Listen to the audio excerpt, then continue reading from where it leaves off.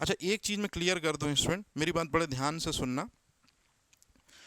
FSO का जब से बैच अनाउंस हुआ है तो बहुत सारे स्टूडेंट का, अगर हम सिलेक्शन क्राइटेरिया देखें एलिजिबिलिटी का, तो कोई जो है एग्रीकल्चर वाला उसको भी ओके कर दिया गया है एग्ज़ाम पैटर्न में, एमबीबीएस को भी ओके कर दिया गया है एग्ज़ाम पैटर्न में, बीएमएस डॉक्टर को भी ओके कर दिया है एग्ज़ाम पैटर्न में, मतलब एलिजिबिलिटी में।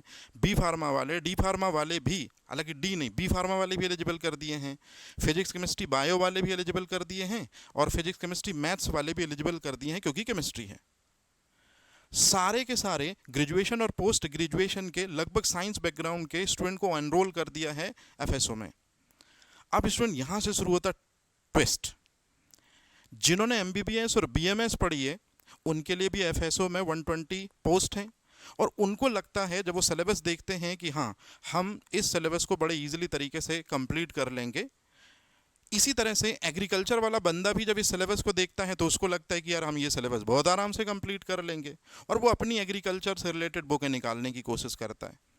बी फार्मा वाला बंदा भी जब सिलेबस देखता है तो उसको लगता है कि पुराना जो हमने कभी न कभी कोलोजी और कोगनोसी में जो पढ़ा होगा कोकाटे वगैरह में, तो उसमें से दरअसल में जो बायोमोलिक्यूल्स हैं या इसमें से जो पर्टिकुलर चैप्टर निकालने की कोशिश करते हैं। स्टूडेंट, ये टोटल ब्लफ है, ये टोटल मिथक है। एमपीपीएससी का exam Indian council of medical research नहीं ले रहा है। एफएसओ का जो एग्जामिनेशंस है वो आईसीएमआर नहीं ले रहा है। एफएसओ का एग्ज़ाम है वो भोपाल बोर्ड नहीं ले रहा है, आरजीपीवी।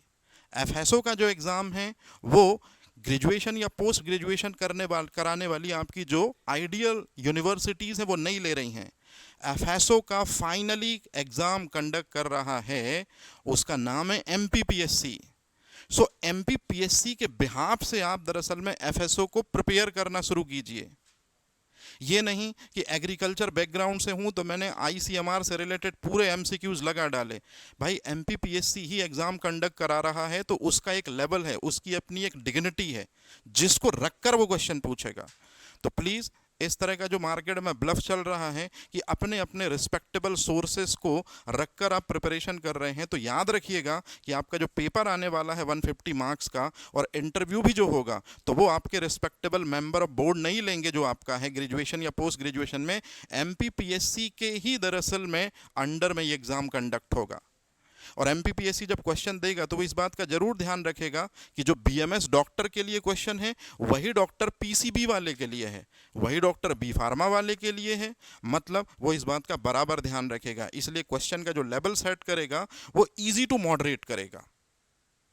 इस बात को जरूर ध्यान रखिएगा, और यही ब्लफ तोड़ने की कोशिश कर रहा हूं इस पर्टिकुलर सेगमेंट में मैं।